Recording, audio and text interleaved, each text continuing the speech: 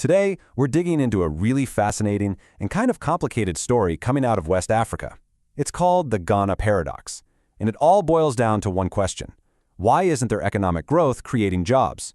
All right, to really get this, we've got to start with this powerful metaphor from a recent World Bank report. It described Ghana's economy as running on a treadmill. Just picture that for a second. A ton of effort, a lot of movement, but you're not actually going anywhere. That really sets the stage for the whole problem. Because that's the core of it, right? On one hand, you have this incredible story of a country bouncing back from a major economic crisis, but then you flip the coin and it's also this story of missing jobs. The big numbers look great, but the opportunities for people just aren't there. So what is actually going on in Ghana? I mean, how can an economy be growing so fast but not creating the jobs that its people, especially its young people, so desperately need? Let's break it down.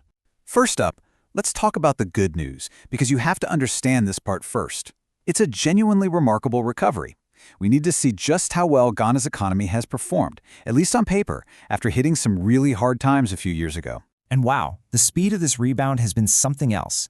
Last year, Ghana's GDP grew by a super healthy 5.7%.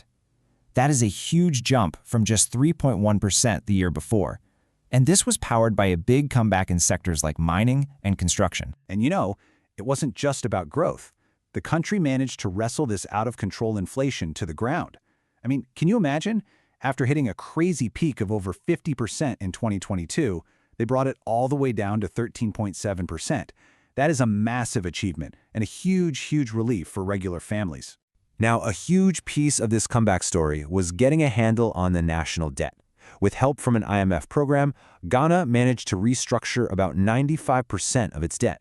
That was absolutely crucial for stabilizing the country's finances and rebuilding confidence on the world stage. So you add all that up, strong growth, inflation under control, debt stabilized, and on paper it looks amazing, right? A total success story. The big metrics are all pointing up. But that's where the story takes a sharp turn. Which brings us to the flip side of this paradox, the missing jobs. Because as you're about to see, those impressive numbers, well, they really don't tell the whole story. And this right here is the heart of the problem. Just look at these two numbers. Between 2012 and 2023, the number of people old enough to work grew by 2.7 million. But in that entire time, the economy only created a net total of 250,000 jobs. The gap between people needing work and jobs available is just immense. And you can see the direct hit this has had on Ghana's young people. Back in 2012, 62% of them were in the labor force, so either working or looking for work. Fast forward to 2023, and that number has plummeted to just 41%. A huge chunk of the next generation is basically being left on the economic sidelines.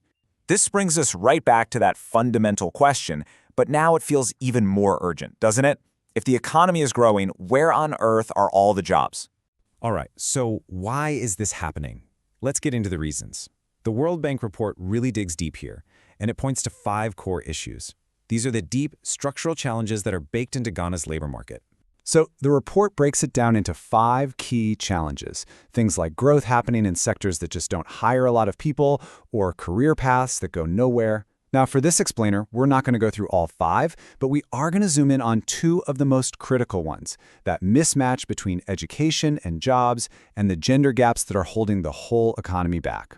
So let's dig into that third point, the education-job mismatch. Because this is a huge deal if you want to understand the frustration that so many young, educated Ghanaians are feeling right now. This chart, wow, it tells such a powerful and kind of worrying story.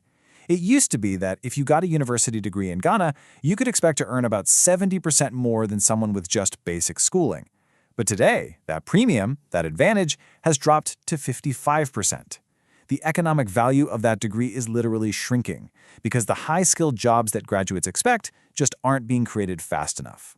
Okay, now let's switch gears and look at another one of these big structural challenges, the problem of persistent gender gaps. This affects half the country's potential workforce, so it's a massive issue. When you look at the data for working women in Ghana, you see that a huge majority, we're talking 57%, are in what's called informal self-employment. Think street vendors or small-scale farmers. This type of work often means lower pay, way less job security, and almost no real way to advance your career, which just feeds into a stubborn wage gap. So when you put all these different pieces together, what you get is a labor market with what economists call a missing middle. You've got a small number of really good, high-paying jobs at the very top, and then this huge number of low-paying, insecure jobs at the bottom. That crucial middle layer of quality, stable, career-building jobs, it's largely missing.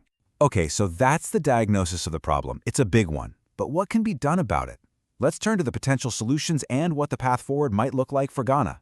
While the World Bank lays out a pretty clear game plan, it's kind of twofold. First, you've got to get the financial house in order.